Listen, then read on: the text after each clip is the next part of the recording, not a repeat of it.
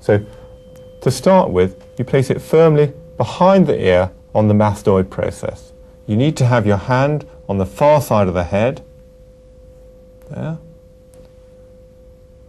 and then in front. Which of those was loudest? In front. So that response is termed Rinne positive, i.e. air conduction is louder than bone conduction, and that means that the middle ear mechanism is working well, i.e. there's no conductive hearing loss.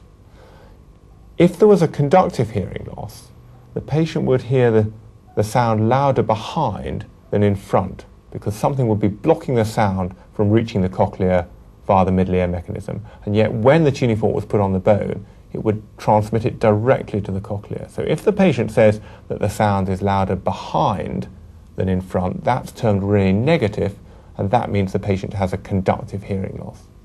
So the Rinne tuning fork test tells you whether the patient has got a sensory neural or conductive hearing loss. For instance, if David came to me and said, I'm deaf in my left ear, and I did the tuning fork test and he heard it louder in front than behind, I would know that this was a sensory neural deafness because there was no conductive element to it.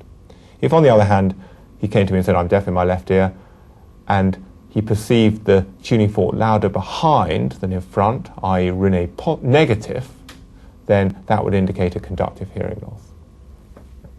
Now the next tuning fork test is the Weber test, and in this test the tuning fork is placed in the centre of the patient's forehead, and he's asked whether he hears it in the middle of his head or whether it goes to one side or the other.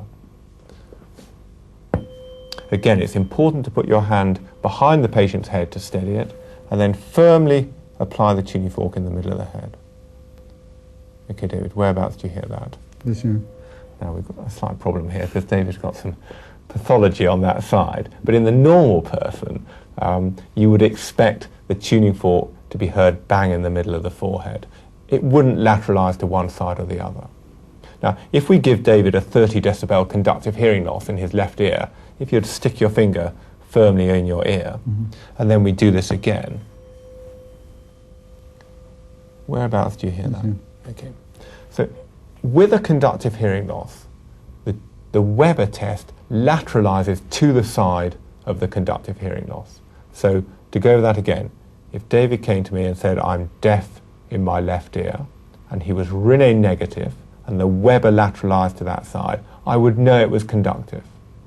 If, on the other hand, he was Rinne positive, i.e. air conduction better than bone conduction, and the Weber was heard centrally, or even went to his better hearing ear on the right, I would know that it was a sensory neural deafness.